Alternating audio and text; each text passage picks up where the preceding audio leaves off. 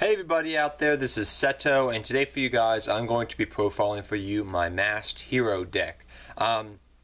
Masked Heroes is a deck I really like playing. I love playing with Dark Law because Dark Law is such a good card still. And it's really a fun deck to play with. Now before I get into the deck profile, I just want to quickly mention to you guys that personally, you may not agree with the way I built the deck, my Elemental Hero deck, or my Hero deck I guess you could say, but every player I've met has played Heroes differently. My friend Adam plays it differently than my friend Will, who plays Destiny Heroes. And then, there's other people that play it differently than I play it. I mean, personally, every time I look up a deck profile for Masked Heroes, it's always different. And so I just feel like there's no one way to build the Hero deck because it's such a good deck. But without further ado, guys, let us get started. So first we have our 3 Elemental Hero Shadow Mist. Apparently this is the replacement for our freaking Stratos, but that's not what we're here to discuss, if Stratos should come back or not. This is the card we have as of right now. Your Shadow Mist, which is a really good versatile card, helps you go into Dark Law, helps you go into different things, so we do like the 3 Shadow Mist. Next we run 3 Heroic Champion Assault Halberd. This is something I've been trying out. I've seen different hero builds and different hero decks run Assault Halberd, Heroic Champion Assault Halberd, and he fits perfectly in this deck because he's a Heroic Champion and he goes with in a hero deck. Yes, that's what we're talking about here. But yes, I do like him. He puts pressure on the board. He helps you go for exceed plays. He's just a little bit versatile, and then when he runs over something, he can search for himself. So that's why I like him. He puts pressure on the board. He's really nice in that respect, and I do like him. He's easy to bring out as well. So I do like the 3 Heroic Champion Excalibur, Assault Halberd. I keep saying Excalibur because I'm so used to playing that instead of the Champion. But I have been thinking about making Assault Halberd a 2 of, but I'm playing him as a 3 of right now, just for the time being because I'm still testing him out. You can tell me your thoughts on him if you've played him before, but I've seen a lot of people trying it out as of lately, and it's something that I've decided to try out too. Next I run 2 Bubble Man. Really good card. Really like the card. Helps you go into your Acid and your Vapor, as well as your Ab-Zero, because I do run 1 Miracle Fusion still in the deck, which I'll talk about why in a second, but 2 Elemental Hero Bubble Man still. Next, I run some 1 of Heroes. I run the 1 Wild Edge and the 1 Neos Alias. I know people are going to say, well, Seto, you really don't need to run Wild Edge or Neos Alias, but just hear me out, guys. Koga has won me so many games, I have to at least run 1 Neos Alias because I really like him. Wild Edge is by far my favorite hero, and I just would feel very bad not running him in my hero deck because I've been playing with this guy ever since I was a kid, and I really love Wild Edge the most. Plus, Masked Hero Diane is actually really not a bad card and really has come in clutch for me multiple times. And that 2,800 attack of hers, it's clutch, and I really like it. So I do like the 1 Wild Edge, and I do like the 1 Neo still. So don't hate me. Plus, Wild Edge has won me games against back row heavy decks. So I do still think he's pretty good. Then we run 2 Goblinberg still, because it's pretty staple, or as I like to call Goblinberg, the Red Baron. But yes, really cool cards here we got. So we got the Summoner Monk. We run enough spells that we can use Summoner Monk's effect. Goblinberg is still an enabler, though I will admit with the hit of Rota to 1, it made it harder to get Goblinberg off, the effects off of Goblinberg with your Shadow Mist and whatnot. But neither here nor there, it's still a good card in the deck. So I do run those cards. Then we run 3 Masked Change. Masked Change is good. It's your main Masked Change card in the deck. I do not run Masked Change second, though people have suggested it to me. And I tried it out, but I was just like, let me just stick to the Masked Change. Just for that reason. But I do like it. We do have multiple ways of reusing it because we do run 2 Masked Charge, which I'll talk about why in a second. My reasoning for that, but definitely the main card and heart and soul of the deck to go into your Masked Heroes. Then I run a 3 Hero Lives. You can run 2. I've seen people run 2 now, but this card's just too good, and if it's dead in your hand, you have a Summon a Monk in the deck, so use it for Summon a Monk fodder if you really wish. But I do like a 3 hero lives. It's really, really good, and it really comes in handy in the deck, I find. Really good card. Then I run 3 E-Call and 1 Rhoda. I will say I have thought about running E-Call as a 3 of, but for right now I'm just running the 1 Rhoda and the 2 E-Call. But I'm still debating about it. Pretty much the 40th card in this deck, I am still debating what it's going to be. Granted, the deck is already at 40, but literally that 1 or 2 last cards, I'm like, do I want this or do I want that? And that's what's happening right now, especially with E-Call and stuff of that nature. But I do like the 1 Reinforcement of the Army. It does suck that it went down to 1. Less versatility, but still it's a good deck. And the 2 E-Call. Oop, my bad. Then I run 2 MST. You can either run MST or Forbidden Lance to protect your Darklaw. I just like the MST against Pendulums, you know, and what other stuff like that. I always seem to run into Floodgates, so I do like the MST for that reason. Or that 1 back row I can snipe out before I go off. I really like it for that reason. But you could run Forbidden Lance in this deck. It's personal player choice, I find. Then I run 2 Mass Charge. Mass Charge, I compare it to Gravekeeper's Stele. If you've played Gravekeepers before, where it pretty much states that you add 2 Gravekeepers from your graveyard to your hand. Mass Charge is kind of like that. It helps you recoup graveyard losses to go off and make more plays. And I really like it as a 2 of. A lot of people run it as a 1 of, but I really find 2 of is really, really good. It's good mid to late game always. Early game it can even be good if you have a mass change already in hand where you're able to get to 1 with Shadow Mist. So I really like the card as a 2 of in the deck, really. Then I run 2 Instant Fusions. I was debating about running 1 Instant Fusion and cutting it down to 1 because I do run Nodin. But then I was thinking, well, I do run 2 Call of the Haunted, so I'm going to be able to use multiple Nodins, you know, effects.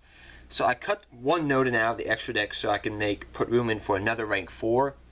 So I could make more versatile plays and things of that nature. So you could either run the 1 Instant Fusion, or you can run 2, but I really like Instant Fusion in the deck. It really, really comes in handy. So 2 Instant Fusion for now, even though I run 1 Nodin in the extra deck. You can pitch the other one with Summon a Monk if you wish as well. 1 Miracle Fusion, run Regeki, 1 Book of Moon.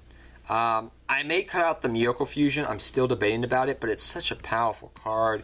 I run the Elemental Hero The Shining and Elemental Hero Ab-Zero in the extra deck for it.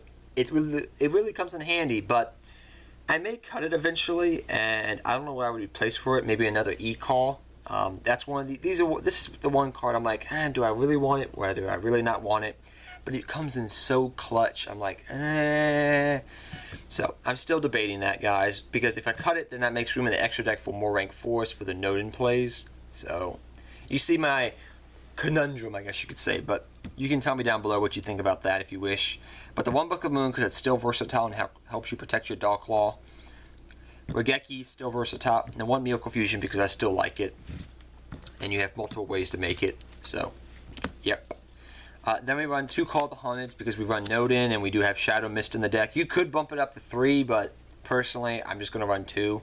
Because I tried it out at 3, and it was getting kind of cloggy. So I do just like the 2, Call of the Haunted. You could bump it up to 3 though, but I just prefer 2. 2 Fiendish Chain. I chose this over Breakthrough Skill because the fact of the matter is, guys, that I don't want nobody running over my dang Darklaw, or my Danklaw, or whatever you want to call them. So I run 2 Fiendish Chains to protect Darklaw. That's why I chose it over Breakthrough Skill. 2 Mirror Force, because this card is just too good when you have Darklaw out in the field, because it pretty much becomes like a huge D-Prison, which is really amazing. And it's another way of protecting Darklaw, because once somebody's seen Mirror Force and they've had this happen to them, where they've had a Darklaw out on the board and the opponent flips the Mirror Force when you're attacking the Darklaw, they feel very hesitant to attack you again, and attack your Darklaw, afraid of a Mirror Force in the back row. So I do like the 2 mirror forces. It really comes in handy. I've seen people run 3 of it, but I'm like, no. I'm not a big fan of battle traps as it is right now, but I have to admit that it's a good play.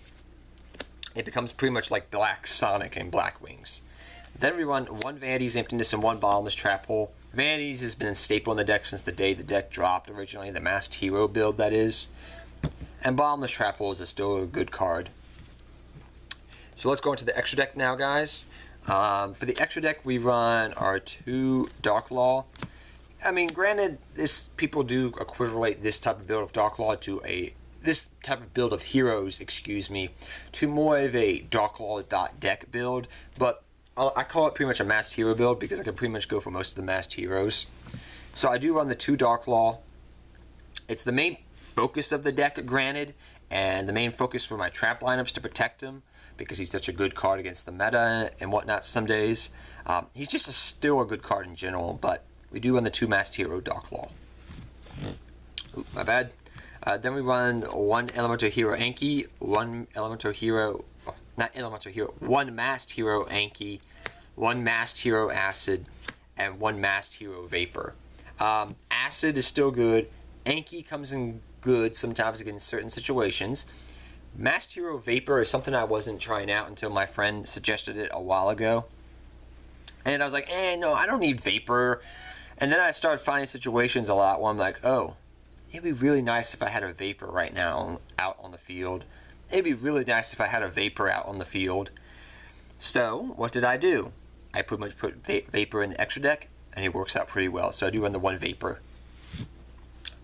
You don't have to run Vapor, but I find that he actually comes in handy. 1 Diane, Masked Hero Diane. 1 Masked Hero Koga. These are the other 2 Masked Heroes. You're 1 for your Alias and you're 1 for your Wild Edge. That 2,800 attack for Diane is pretty dang good. And the fact that her effect is not bad either really comes in handy, which is the reason I want the 1 Wild Edge, which is my favorite hero card. Koga, he still wins me games and gets over problems. So I do like the 1 Koga. 1 Ab-Zero, 1 The Shining. Like I said, I may cut these guys eventually if I decide to cut the Miracle Fusion, but for right now I'm keeping them in the main deck for at the time being. This card's still good, this card's not bad still. They're both pretty good still, so that's where we run those still. I mean, granted, you could run like Escarito and whatnot, but I would rather run these more rank 4s in the extra deck than run those cards. Then we have the 1 Nodin, which is your last fusion because you have multiple ways of bringing Nodin back and going for Exceed plays. Granted, I may cut the Shining and the Miracle Fusion out and the Absolute Zero out eventually so I can run more rank 4s, but I found that the rank 4 pool I already had in the extra deck was pretty good, dang good. So I do run the 1 Nodin for that reason.